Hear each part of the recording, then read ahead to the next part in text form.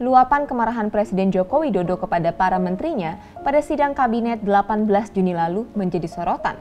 Sepanjang jadi presiden, Jokowi jarang mempertontonkan kepada publik kemarahannya kepada para pembantunya di kabinet. Dengan angka kasus COVID-19 yang semakin tinggi dan kondisi pertumbuhan ekonomi yang masih melambat, membuatnya semakin risau. Sebenarnya, mimik kemarahan Jokowi itu bisa diukur lewat mesin artificial intelligence. Perusahaan teknologi seperti Microsoft, IBM, dan Amazon rajin mengembangkan apa yang mereka sebut dengan algoritma emotion recognition. Landasan analisis ini adalah sistem facial action coding yang dibangun psikolog paling berpengaruh abad ke-21 versi majalah Time, Paul Ekman. Riset Ekman menemukan ada 6 kategori emosi dasar: bahagia, sedih, takut, marah, kaget, dan jijik. Misalnya ketika manusia merasa bahagia, dia akan tersenyum. Tetapi ketika ia marah, ia akan cemberut.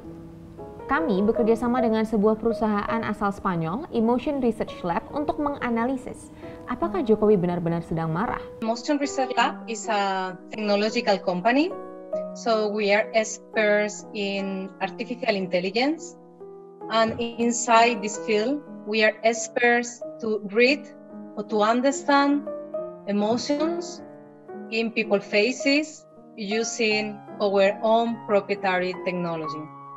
Perusahaan ini memiliki klien yang tersebar di banyak negara dan kliennya juga beragam, dari perusahaan komersial hingga politisi. Bisnis pendeteksian wajah berkembang pesat selama beberapa tahun terakhir. Pada tahun 2023, diprediksi nilai pasarnya mencapai 20 miliar dolar. Meski begitu banyak kritik yang meluncur, mesin artificial intelligence dianggap tak bisa dipercaya menganalisis perasaan seseorang yang secara kerja analisis sangat intuitif dan subjektif. Sebenarnya, bukan teknologi yang gagal membaca detail mimik wajah, tetapi wajah dianggap bukanlah cerminan sinyal emosi yang akurat. Mereka yang tersenyum belum tentu 100% bahagia. Sifat bias ini memang jadi momok dalam pengembangan analisis artificial intelligence. Of course, there is some bias in the artificial intelligence, in any kind of artificial intelligence. And the main reason is because today the artificial intelligence is developed by humans. This is one of the most challenging aspects. Meski begitu, bukan berarti teknologi ini sepenuhnya tak bermanfaat. Ada banyak tindakan untuk meminimalisir sifat bias, di antaranya dengan database data yang diperbanyak. The way that you have to prevent the bias is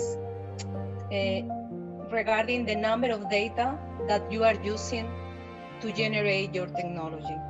We have a very big data set, okay? We are talking about millions, but also is that we call balanced data set. That means that we have including people from the different ethnicities. Analisa emosi digunakan frame per frame. Jika dalam 1 detik ada 25 frame, maka dalam 1 menit ada 1.500 analisa mimik yang muncul. Itulah mengapa data ekspresi muncul akan sangat fluktuatif. Mari kita mulai. Jadi, tindakan-tindakan kita, keputusan-keputusan kita, kebijakan-kebijakan kita, suasana adalah harus suasana krisis.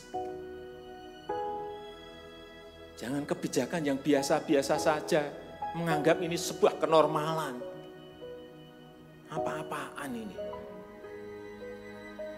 Mestinya suasana itu ada semuanya. Jangan memakai hal-hal yang standar pada suasana krisis. Manajemen krisis sudah berbeda semuanya mestinya. Kalau perlu kebijakan perpu, ya perpu saya keluarkan. Kalau perlu perpres saya keluarkan. Kalau saudara-saudara punya peraturan menteri keuangan, keluarkan untuk menangani negara, tanggung jawab kita kepada 267 juta rakyat kita. Ini analisis saat Jokowi mengeluhkan kinerja menterinya yang tak menganggap COVID-19 sebagai isu yang krisis. Saya lihat masih banyak kita ini yang seperti biasa-biasa saja. Saya jengkelnya di situ. Ini apa enggak punya perasaan? Suasana ini krisis. Ini adalah babak saat Jokowi menyindir kinerja Menteri Kesehatan Terawan Agus Putranto. Bidang kesehatan itu dianggarkan 75 triliun. 75 triliun.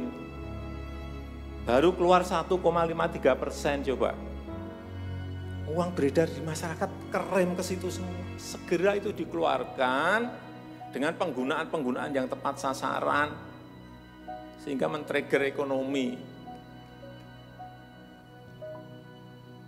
Pembayaran tunjangan untuk dokter spesialis, untuk tenaga medis segera keluarkan.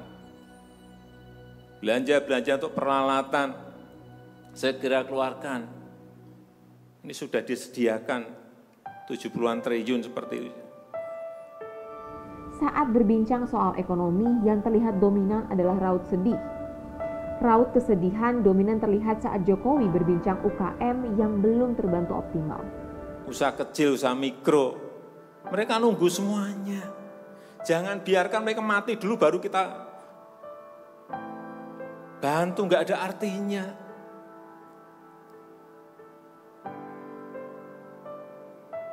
Berbahaya sekali kalau perasaan kita seperti nggak ada apa-apa, berbahaya sekali. Kesedihan itu lalu berbalik menjadi raut perasaan bahagia dan lega saat ia menyebut pernyataan politis yang patriotik. Asal untuk rakyat, asal untuk negara. Saya pertaruhkan reputasi politik saya. Ketika mengutarakan ancaman membubarkan lembaga dan mengganti para menteri, mesin membaca wajah Jokowi tidak terlihat marah, namun merasa bahagia karena lega. Langkah apapun yang ekstraordinari akan saya lakukan. Untuk 267 juta rakyat kita, untuk negara. Bisa aja membubarkan lembaga, bisa aja reshuffle, udah kepikiran kemana-mana saya. Secara garis besar, mesin tak membaca adanya dominasi mimik kemarahan yang ditampilkan Jokowi. Could be theater or could be your technology has not been relevant. It's very clear because you have seen the anger is not there. There is not anger. I can send to you if you want some videos that the people is showing real anger from other politicians. Ini adalah rekaman yang disebut Pocovi menunjukkan kemarahan murni. Indignació per la repressió brutal desfermada pel govern del president Mariano Rajoy, a tots un agraïment molt profund i molt sincer. Alih-alih terlihat menampakkan kemarahan, mesin membaca Jokowi malah lebih terlihat sedih dan gelisah. Ini adalah activated emotional experience yang ditampilkan Jokowi dalam pidato 10 menitnya. Dari 6 emosi dasar, terlihat persentase unsur sadness dan angry cukup besar. Meski unsur happiness ada di urutan teratas, bukan berarti Jokowi berpidato dengan riang gembira. Kita harus memperhatikan analisis turunan mikro sub-emosi yang memerinci keadaan emosional lebih dalam. Data sub-emosi didapat dari agregasi 6 emosi dasar. Mesin Emotion Research Lab mampu memecah 6 emosi dasar tadi menjadi 158 sub-emotions. Secara keseluruhan, dari 10 menit Jokowi berpidato, 2 sub-emosi yang mendominasi adalah unhappiness alias tidak bahagia dan restlessness atau gelisah. Saat membelajari emosi dasar happiness, maka sub-emotion yang dominan muncul adalah restlessness. Itu artinya, unsur happiness yang dimunculkan mimik Jokowi bisa diartikan sebagai perasaan senang karena lega. Namun, di sisi lain, rasa lega itu secara bersamaan dibarengi rasa gelisah. Apakah Jokowi senang karena ia bisa belak-belakan memarahi menterinya? Lalu apakah Jokowi juga gelisah setelah emosinya itu tertumpahkan? Mesin Emotion Research Lab membacanya demikian. Suasana ini tidak, Bapak Ibu tidak merasakan itu sudah. Artinya tindakan-tindakan yang ekstraordinari keras akan saya lakukan.